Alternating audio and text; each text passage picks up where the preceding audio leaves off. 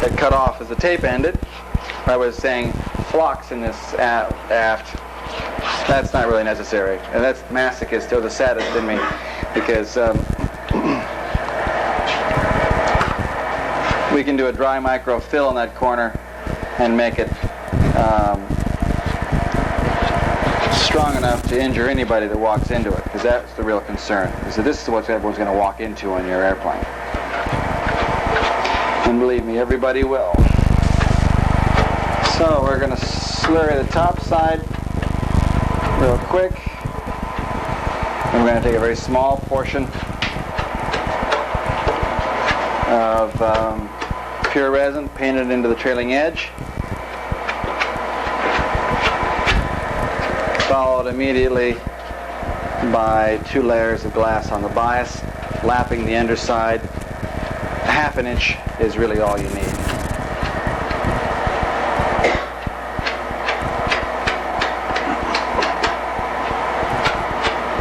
I'm going to go slurry the other tip, so I'll be back with you in just a moment as we put dry micro into the trailing edge and apply our last flock. As I mentioned before, we're not going to do the flocks thing. This will certainly injure anyone who walks into it. We wet the surface first before we put the micro down.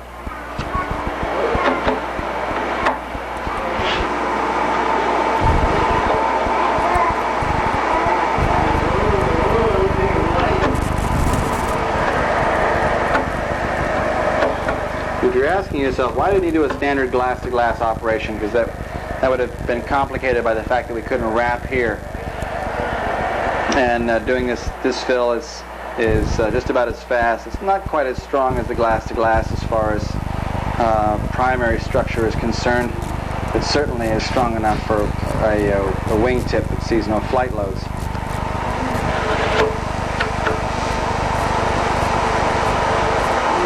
I'll do this on the other side.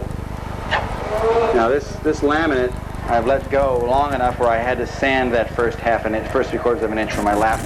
I filled this with dry micro in the front, and when I do my next mix, I'll paint pure along this edge, pure here, put 2 plies of glass down, and we'll be back with you to show you that last laminate. Okay, back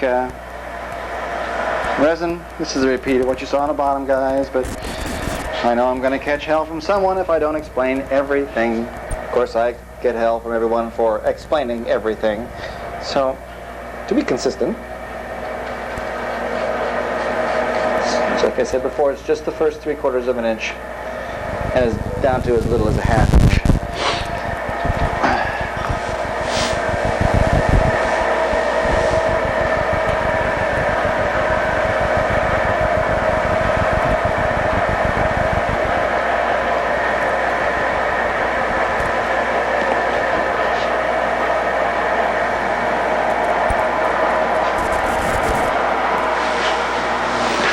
This time again, I must carefully cut around the perimeter.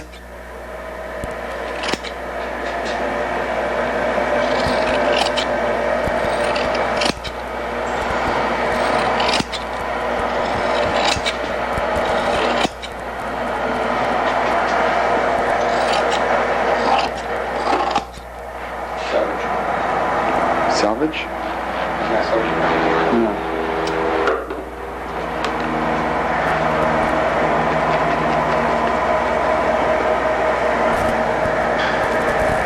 Now I use the cloth here to shape the micro a bit.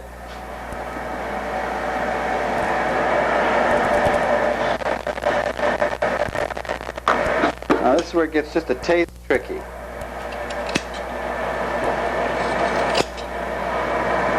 I'm going to wrap this edge,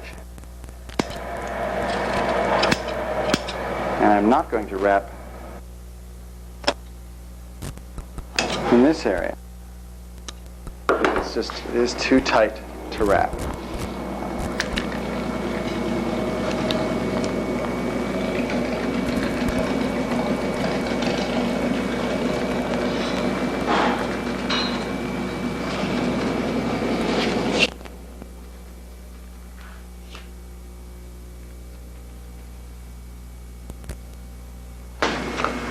get a bit of a bunch up here, so I'm going to work that back out. Wrap it in the corner first. Distribute that out over its length. Can you see that on tape, Richard?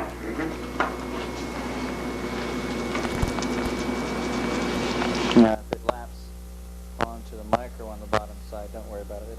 It'll all feather out when you go to sand it.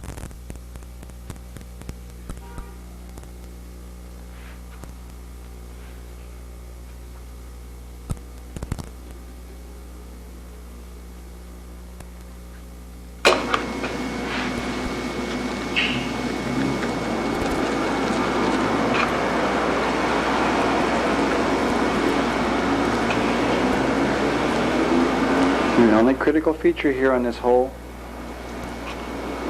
first and second laminate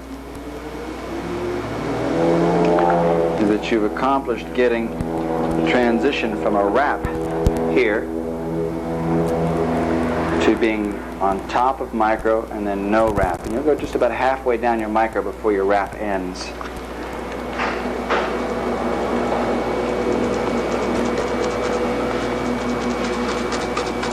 And it's generally good practice that your first ply laps slightly further than your second ply. If you don't accomplish that, your sanding process, feathering, will accomplish that end.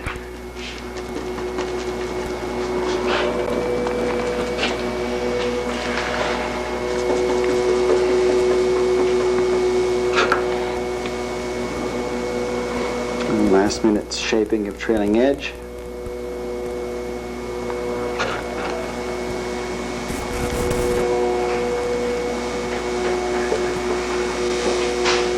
One more ply will accompany this. It will be identical to this ply, so I really have no need to show it to you.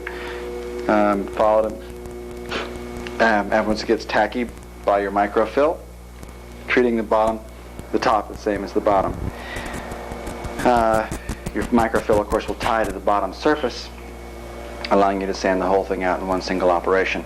Our next step will come back and show you how the end ribs are placed on the inboard surfaces of each tip, as well as the outboard and inboard surfaces of your elevator. Okay, back with you. We have the right inboard rib. Remove a little bit of foam from underneath. Preparing a flocks corner, which we're not going to fill with flocks. We're going to use micro. Do this all the way around the perimeter of both tips. There is a tip on your Dremel that will do the same job. I've misplaced mine. I can use this hacksaw blade to actually clean up the glass surfaces under here. Now I've got plenty of material here. I'm going to dig a little bit around this tube too. I'd like the end of this tube surrounded by micro. I certainly wouldn't depend on the bond at the edge of this tube, so I want everything that's in the field of this glass well attached. I don't need anything here because I'm going to have glass lapping this surface, this on the bottom, and here.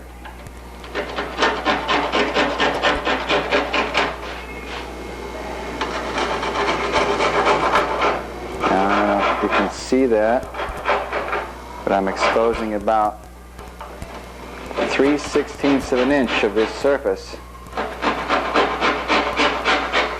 And a nice sharp hacksaw blade here really exposes it well.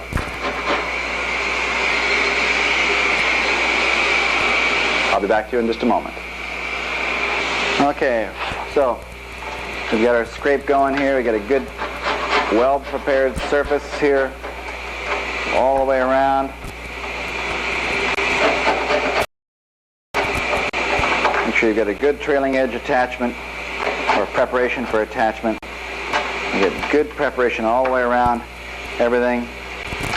This is about the only corner here where you're going to have the possibility of a weak link, but dig underneath, make sure your micro goes underneath this surface. You can see right there I'm coming up underneath this edge.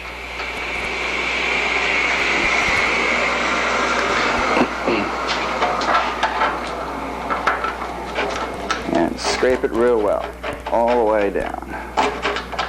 Make sure it's large enough to give you that good triangular bond. Now we do this same operation on the end of an elevator. We've removed just enough material on the bottom of this. Make sure you can see this well.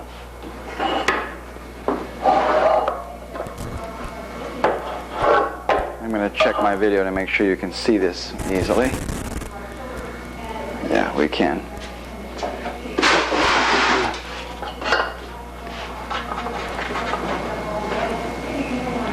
You're going to remove that small bit of foam.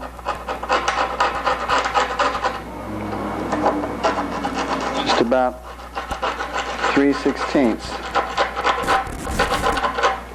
Now, for those of you who are long easy builders that know anything about this, you're going to say, oh, this is different than what I did in my airplane. I removed 4/10 of an inch of foam in and laid up a C-section on the inside. Well, I can assure you that of the number of airplanes that I have built and flown, this is the method that I've done on most of them, and it's similar to this end. The President Berkut's been flying with this setup for 840 hours, and all the long easies I built were built the same way. So there's thousands of hours of test hours on all these operations. There's very, very little load on these ribs at the ends.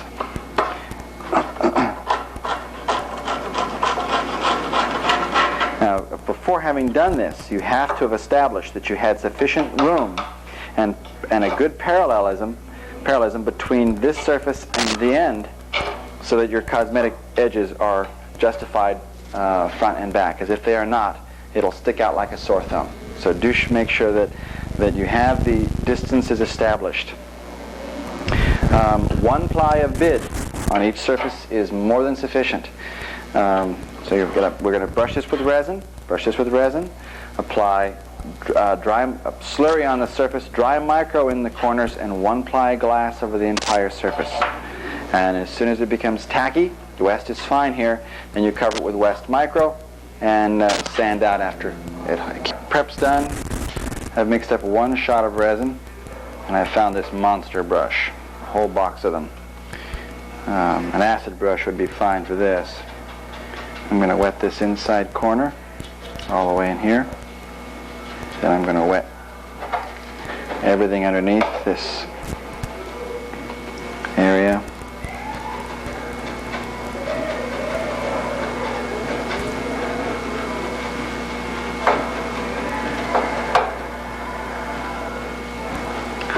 For those of you who can hear the radio at the moment, we really don't like prints. It's generally a good station. Just forgive us.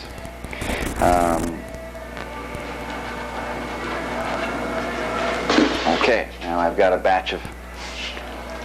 very little batch of micro that falls somewhere between dry and medium, so I'm going to go ahead and do the whole corner as well as the slurry with this.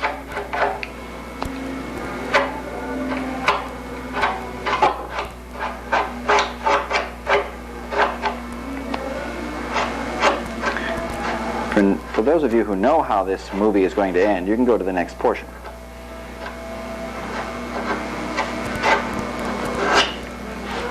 Don't worry too much about getting micro in your brass tube. You can clean that up pretty easily as the last step.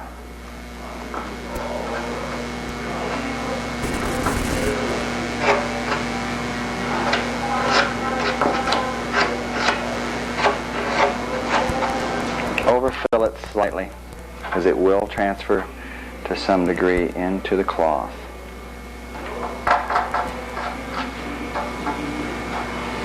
I've got a little gap here at the bottom. I'm going to fill it.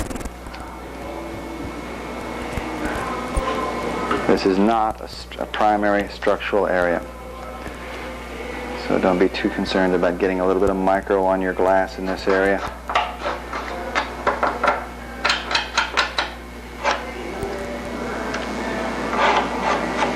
You might be concerned about tolerance buildup here. You don't want this layer of cloth to come up more than the thickness of the cloth beyond this average surface. I'm going to go to the other side. Be back with you in a moment as I apply the glass. Okay, here we go. Resin's going off. Cut this thing off at an angle so I can get that bond line.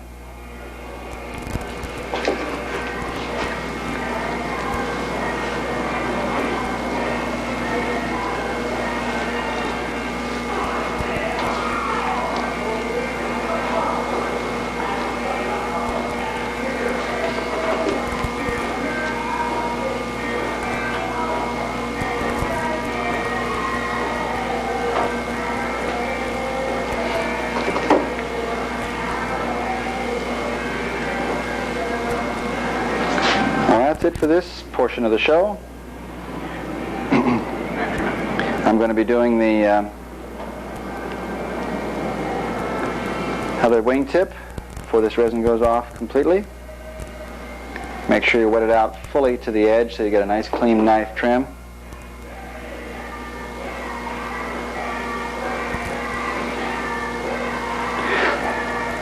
Let that cure, trim it, drill it, and that'll be your closeout. You could probably even not even bother to surface it if you're a real purist, but you want these areas to be able to take paint, so do put some micro on it, do a careful sanding, don't sand through it.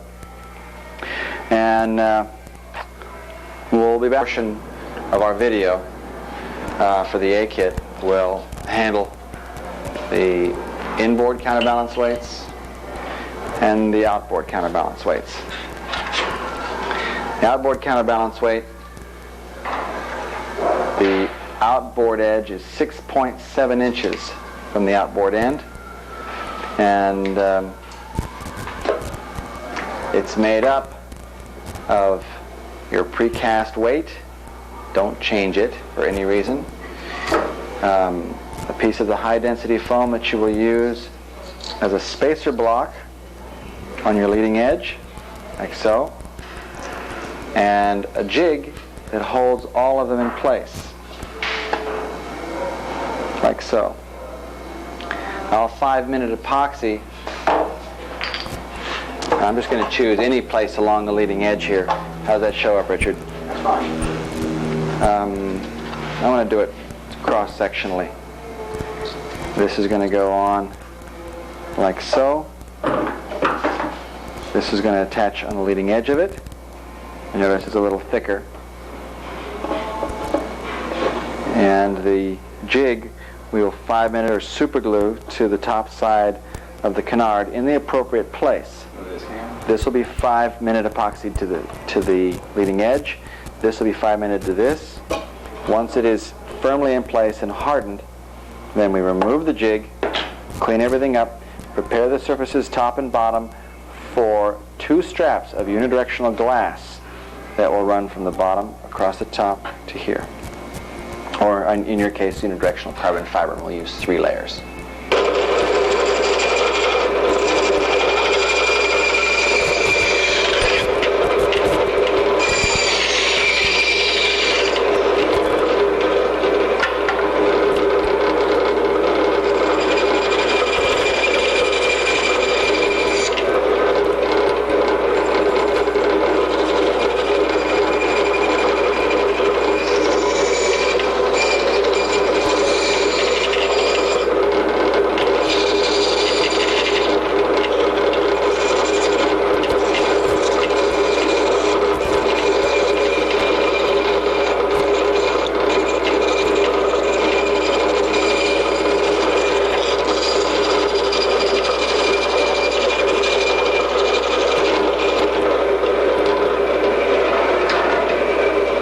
Bring your tape back in here.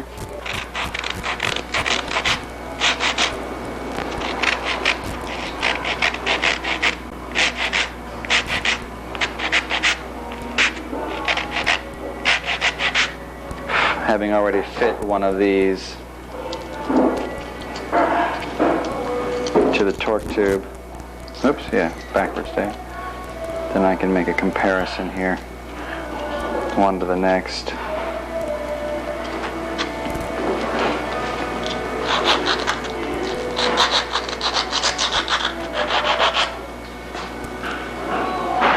That's basically all there is to this. Now we're going to bond the lead to the foam with 5-minute, and both of them, and cut them to the appropriate thickness. At this stage, we are too thick. We're going to reduce the thickness of the two materials here. That's how they go. Okay. We just set this on top. It's still soft, still flexible. I've averaged it between the two blocks to make sure I have enough to trim to fit. I'm going to let that cure, and then I'm going to do the final fit up to the elevator. Back to you for that last fit. And one thing here, one of my compatriots here glassed all this up, and about 15 minutes went by, and I came by and discovered all kinds of bubbles in the micro. So I quickly grabbed a piece of clear plastic and cut it to size, cut it so it would wrap around the tube, and then stuck it on the end. That allowed me to work the semi-hard yet very tacky fiberglass without sticking my fingers to it and making matters worse. So I got it very flat, very smooth, and as soon as this cures, zip, I can peel it off and trim to size.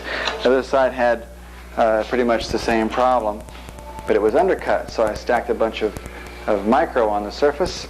It was fairly hardened to micro, but it was manipulatable. Stuffed it onto the surface, and then put the plastic on top of it so that I could manipulate it into a flat. So I put the plastic on both ends, and when I return from dinner, I'll be able to peel that off and sand and trim the surfaces to the final shape. Well, what we've done, we have measured over 6.7 to this edge, the outboard edge. We've substantiated the fit. We've sanded that entire area. We've mixed up a batch of 5-minute epoxy.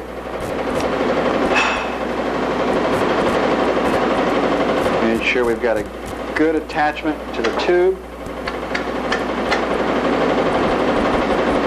This will be at least as good as the bond to the foam.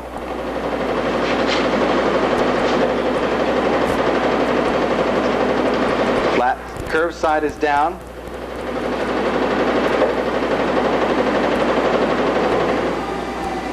Thank you, Steve. Steve, you do me a favor, please? I'm in the midst of taping. Hand me the pony clamps.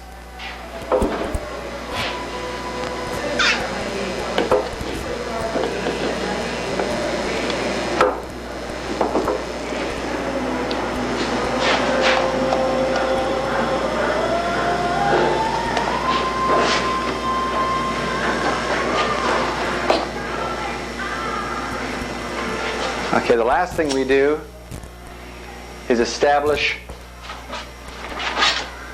that the relationship between the counterbalance weight and the edge is square. And we're spot on.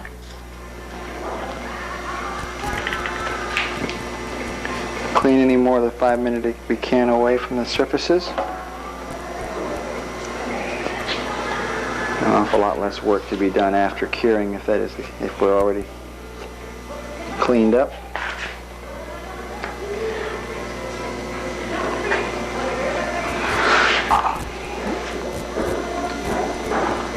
I've got a little spanner right here.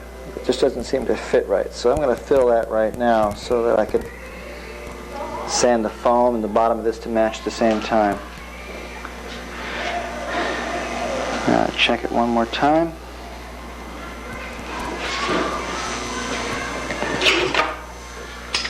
Big square. Got right on the money. And take a look at it to see if it's twisted any. Looks good. Now after this cures, which will be just very shortly from now, I'll sand the top of it again, make sure there's no oxides left on the surface, and I'll start at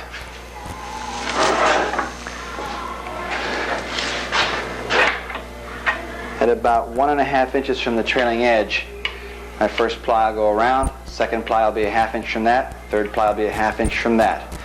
And I'll be back with you as I start the layup.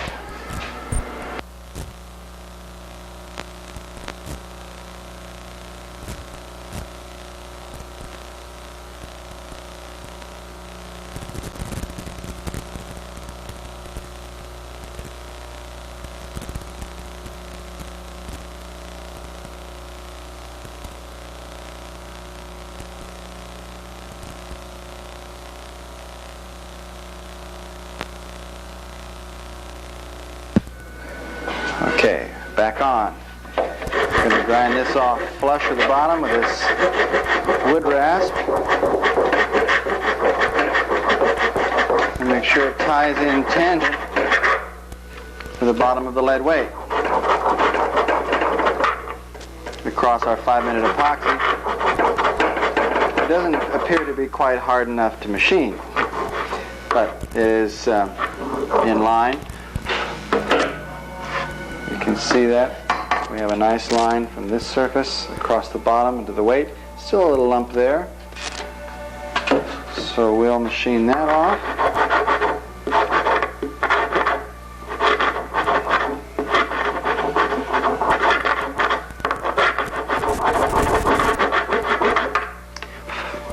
There we go. And now we'll check the top side. We'll get rid of that little lump there. Make sure that everything lines right up. Now I'll do that on the opposite side. I'll cut pieces of foam that have V slots in it so I can set it up vertically. And I'll drape my unidirectional across the top, as I mentioned before, about 1.5 inches up. Our first one goes to the same place on the opposite side. They're approximately 1 inch wide when you cut them. Cut them a little oversized so that they don't fray on you. And then you step back a 1/2 inch per side, an inch total, shorter per length, per ply. 3 plies. First one is 1.5 inches, then a 1/2 inch shorter, then a 1/2 inch shorter. Equally on both sides. Back with you for that. We're back. One of the last things I said was, I'm going to fill this with 5-minute epoxy. Wrong.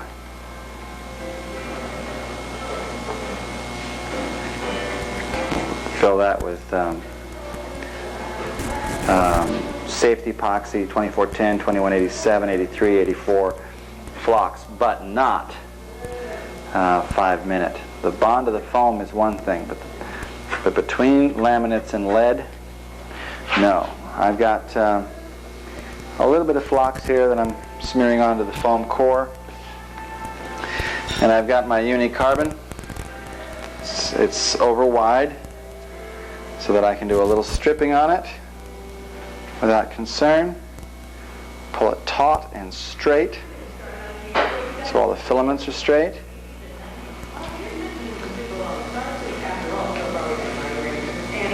And then around the corner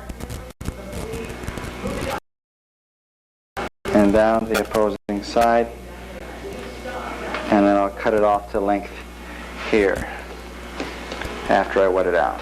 And as I mentioned before, I am using 2410 and 2180. I'm using 2183 here, but 87's fine.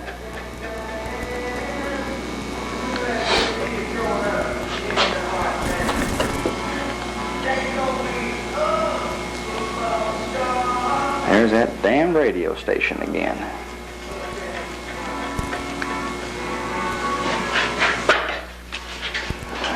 Cut off to length.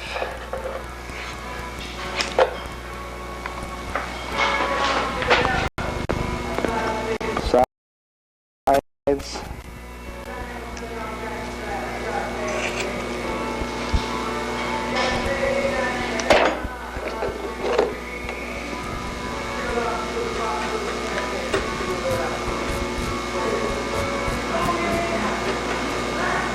You're fully satisfied that you have it wetted. This is all ahead of the hinge line. If you are all tempted to go heavy with resin here, feel free to, except after the hinge line. This is a counterbalance weight. It's one area where we're really not terribly concerned about weight.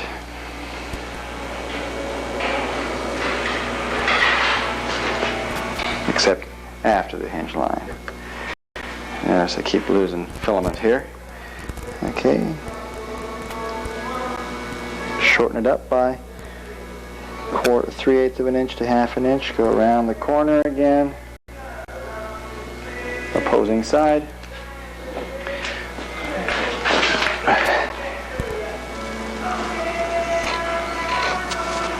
Trim the length. Wet out. And we have one more of those applications.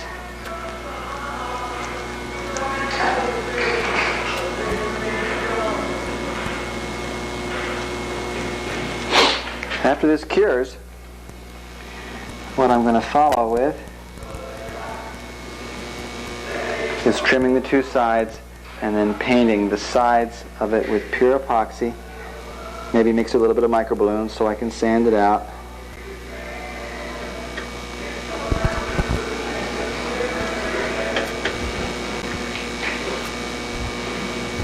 Your life depends on many layups in the airplane.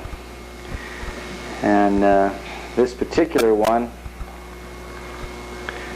makes certain you feel good about the fact that you're not going to lose this thing in flight. Because if you do, your elevator will flutter. Make no mistake about it. There have been a few flutter experiences in easies where people have lost their counterbalances inadvertently. Someone's bumped them, someone's banged them, some fuel guy knocked them off, God knows how. No one has died from flutter that we know of in the normal speed range. At least not in an easy. That we haven't experienced that yet in a Berkut, so we can't say for certain that the loss of the counterbalance will not constitute loss of life. So it should be on your checklist every time you fly. Check your elevator counterbalances. It is physically impossible to lose your counterbalances on your ailerons, so that's not nearly the concern. But these, check every flight. So long as he has 2 plies of uni glass, glass is much thicker than this. We're going with 3 plies to get the same tension strength, actually stronger in tension than on the easy. But remember, 3 plies of uni. Tapering 1/2 inch per ply per side. Grain orientation is straight.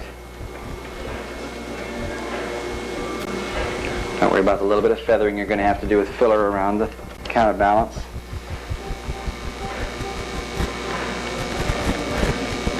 That's the end of this layup sequence.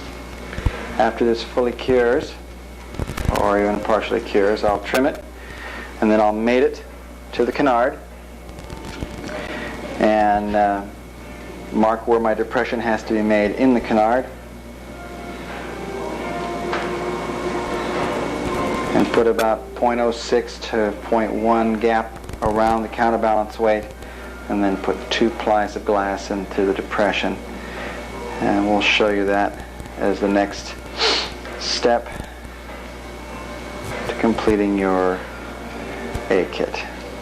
Well, we're back to the elevator and the ribs. Ribs been sanded, filled, fitted. Ribs been sanded and filled and fitted in this end. And then I go to fit the whole thing. And oh, am I close. I'm right up against the end of this rib. And I just barely have enough room to get this in place. Now, first thing I can do is I can determine where my cut here has to be. So I've drawn a line on either side of my counterbalance weight. And I'll start off by just going straight into it and straight down, short of where I know I'm actually going to be. I can determine at this point, by measuring from the pivot point to the leading edge, what my absolute minimum is going to be. That appears to be, well, I can do it safely to 3.3 inches from the hinge line. So I'll simply place this here, measure forward, draw a line, cut straight down and in. And then it's a process of slowly matching the two together. And in the end result, I will discover whether or not I am too close to this end. I may have to come in here with a hacksaw and do a straight cut through here, remove the glass on this rib, sand it back to give myself the 0.06 or so gap for the closeout. And I'll be back to you as I get ready to cut this. Simple hacksaw blade.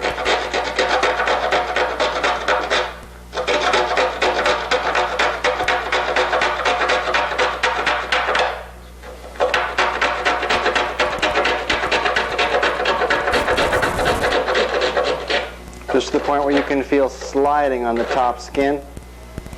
Cut all the way back, cut the skin out all the way, and take a chisel, pop through the skin, pull the skin off, go straight down and dig the skin out. I'll be back to you after I've cut this and I'm getting ready to do the scrape. Now all cutting is done, all but one thing. Oops, don't catch me watching, don't watch me smack that with a, be right back with a hammer. Okay.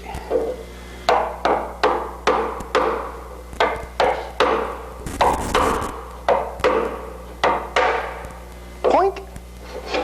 Right through that old glass.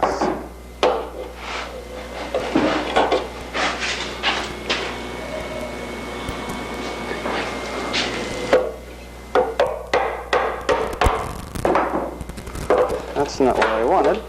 That's what I got.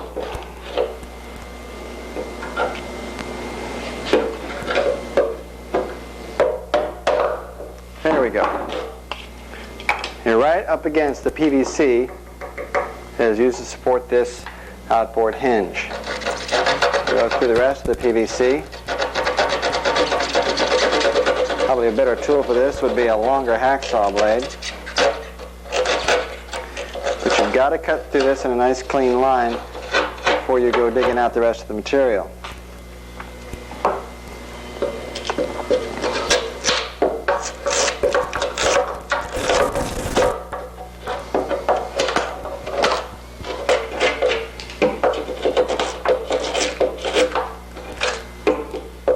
Next step, I'm not going to remove it straight down from this surface just yet.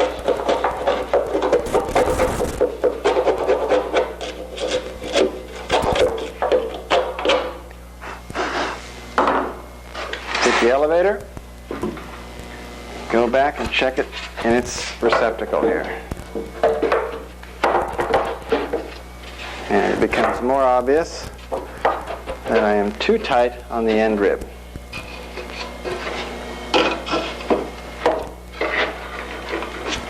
So before I can proceed much further, I am going to have to remove this end rib, facilitate dropping in there. We've removed the extra material around the elevator meets to the end. I can get a very accurate view of the thicknesses. I mean, it was probably a little premature in installing the elevator prior to doing this. The end of the elevator is a fixed length. Glass that, fill that, and fit this, then glass the inboard end of your wingtip. Leave that till last. The other end of your elevator, you can glass at any time. Now, if you can see the distance here, I've got about 0.05 before glass. That is too close. So I need to open this up. Oh, another 0.03, 04, both sides. I've got it fairly well spaced at this point. About the width of your hacksaw blade. And we are real close here. It's just almost coming out. So I'm gonna parallel this front by about 0.1 on the possibility that you fly into icing and you ice up the leading edge of your counterbalance weight. There's my opening at the top, and I sweep it down. Make sure that I have plenty of room all the way through. It's going to sweep an arc. Looks like it's going to be nearly straight down, so I'm going to remove that much material all the way down. Probably going to take a little more than that off to accommodate the glass as well.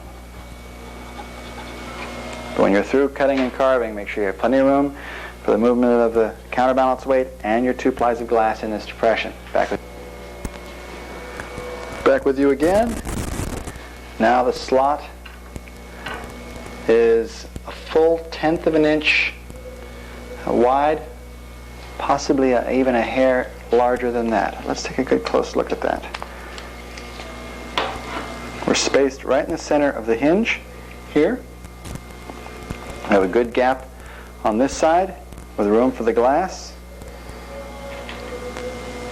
We are a hair over 0.1 per side. 2 plies of glass per side will fill us out to about 0.6 to 0.7 gap left, which is just about perfect. If you can see from above, as I move this through here, I have a consistent 1/8 of an inch of clearance all the way through. A little more than that wouldn't hurt for glass. And in this condition, moving the elevator to the up position, where this is the bottom of the aircraft, we'll grind a little bit away at the trailing edge to provide clearance for the 3 plies of carbon fiber so we get more up trailing edge travel. That's pretty much it. We're going to put slurry on the inside of this, put 2 plies of glass on the inside, and we'll show you how that glassing operation goes. And then all you'll have left to do is place the in-glass weight on your control horn. Okay, we've cleaned up the bottom of the depression. We've gotten all the sides vertical, this end perpendicular to the sides. I've scraped all the micro off the bottom. I've even gone up here with this hacksaw blade and removed a slight amount of foam right along the edge. In the original plans, they didn't bother to even remove anything along the edge because it's such a non-critical lap. As much time as I'm going to put on in this project, I don't want to have to worry about any D-bonds along the edge of any laminate.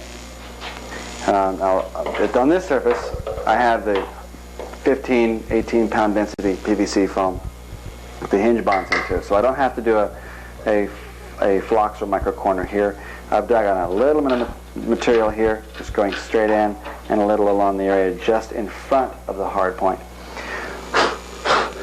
Doing this will ensure that the foam that's in this depression will go straight up out of this hole and right into your eyes. End of the hacksaw blade works pretty good to act as sandpaper inside this opening.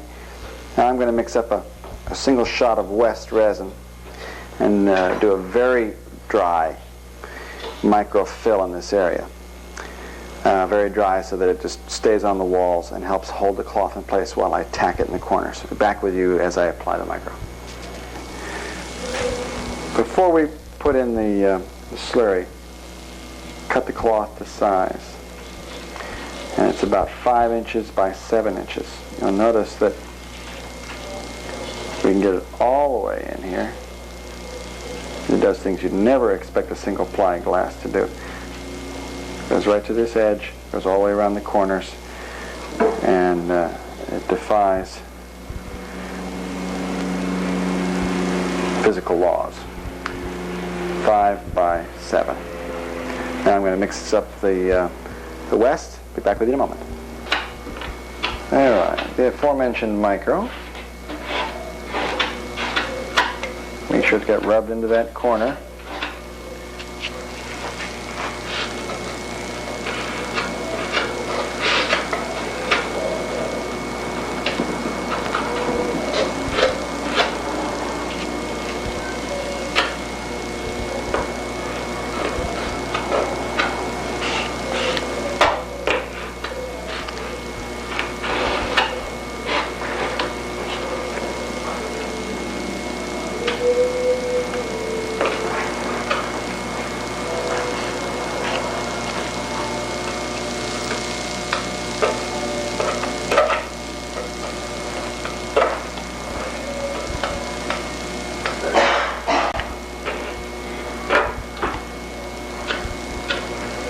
Now that our micro's in place, I take the remainder of our resin, small cup, Richard. Probably able to do all of this with one shot of resin if you Make sure you get a move on. And I'd use the 1-inch brushes, guys, here. I wouldn't use this 2-inch monster, but I don't have any more 1-inch brushes floating around.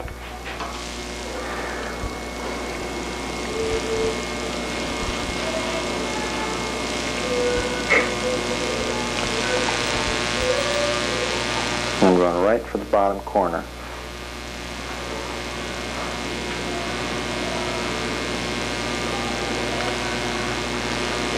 All the way down into the corners. And you can do this without a fold here in the middle where my fingers are. It's easy to accomplish. Now, I'm going to wet these 2 plies out. I've only put one in here this far. You'll follow with the second. I'm not going to insult your intelligence by showing you the second one. They are identical. When they've hardened enough that you can trim them, do so. Now the first ply I run all the way to the trailing edge. To get as much up travel as I can, I'm going to end up trimming most of this away. So the next ply I'm going to bring back about a 1/4 inch from this edge. I'll just pour some of this resin in there rather than continuing to dip. Bring it up the sides. And then what I have left over I'll bring up into the next layer. So my first ply will be the one that I spent all the time getting wet. The second ply I'll just suck up the extra material into it. Richard, do I sound like I'm mumbling? Yes. Sorry, ladies and gentlemen.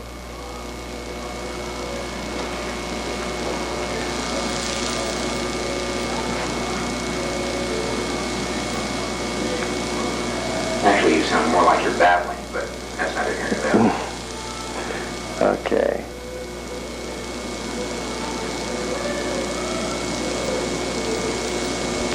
Make sure you're wetted right to the very edge, all the way around the perimeter. So when you make the cut, you don't end up with any dry corners or anything. That's that. Second ply. Whoops. And you'll be done with this section. All I have left to do is the last inboard counterbalance weight. Well, we're back again. Glassing's been done, trimming's been done. If you look up close, you'll see what is that spot on the left side. This area right here, overnight, this glass drooped a little bit and left a bubble here. That's 1 ply from here, this direction. It does not need to be repaired, patched, or otherwise. This groove here provides sufficient clearance for this portion of the glass so that I get full up elevator movement.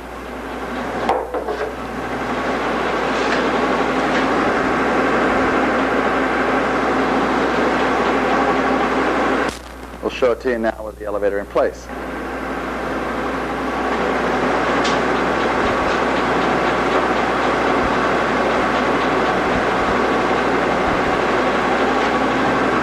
Moves freely, clears everything.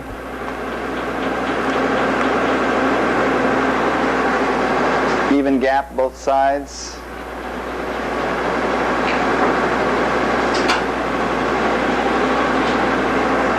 I'm going to show you what it looks like on the top side now.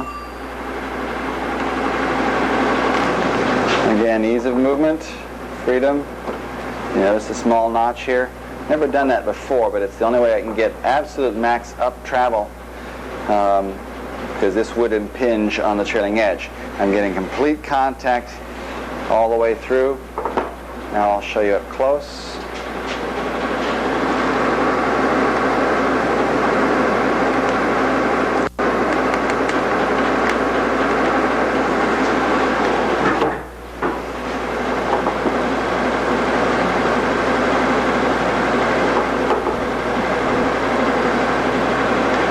I'm going to go and finish repairing my screw up and glass this in, and I'll be back to you.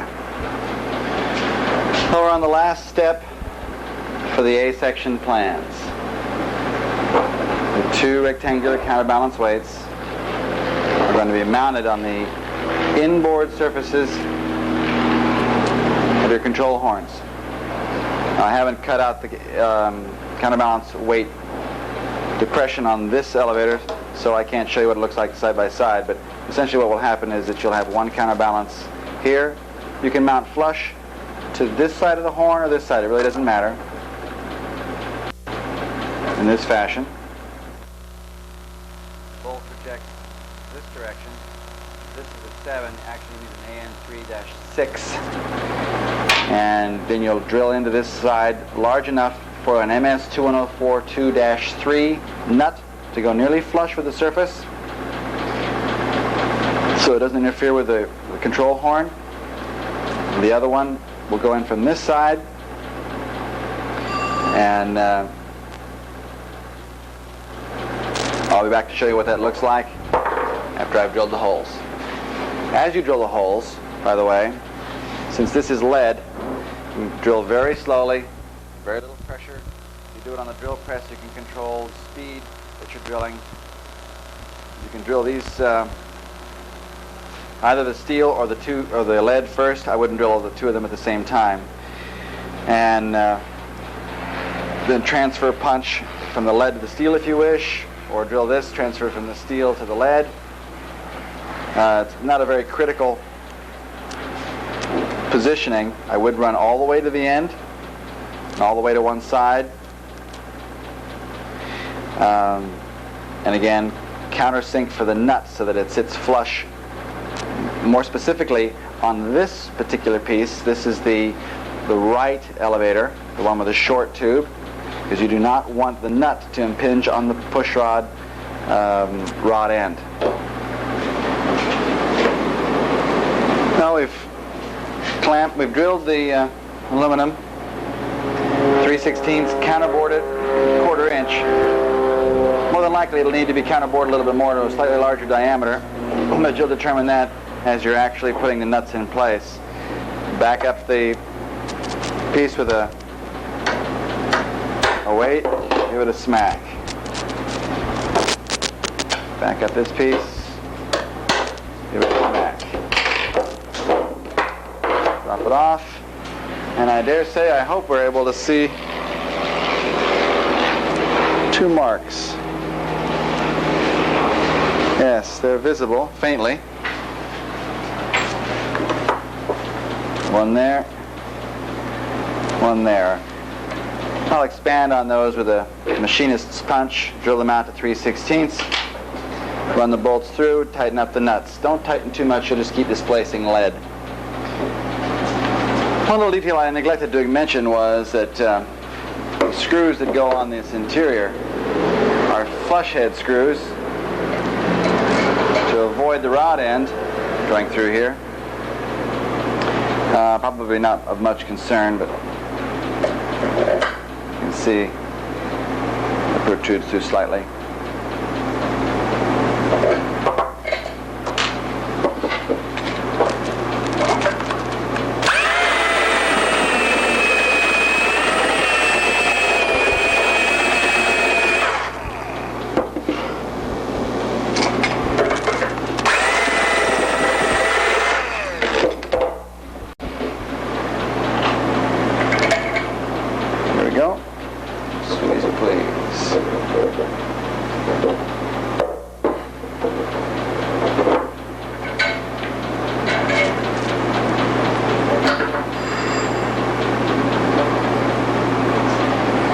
Okay, last step.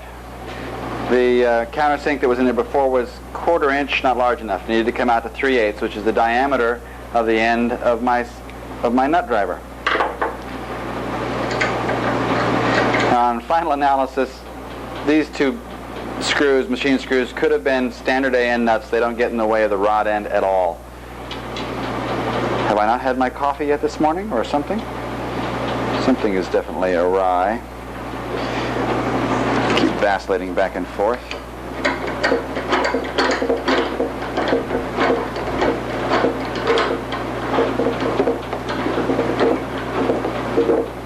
I can feel that. Is this beginning to tighten up? I'm on video.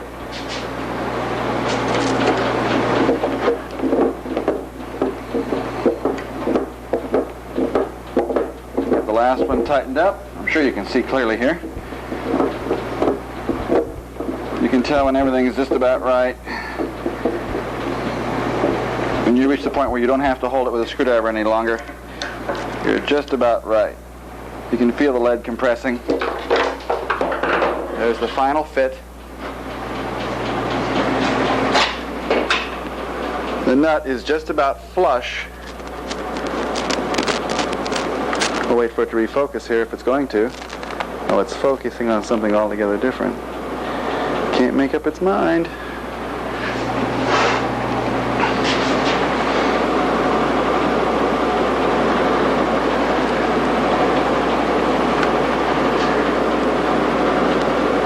There's how it's supposed to look. This is the end of the tape of the A kit. Thank you so much for your patience, and we'll see you on B.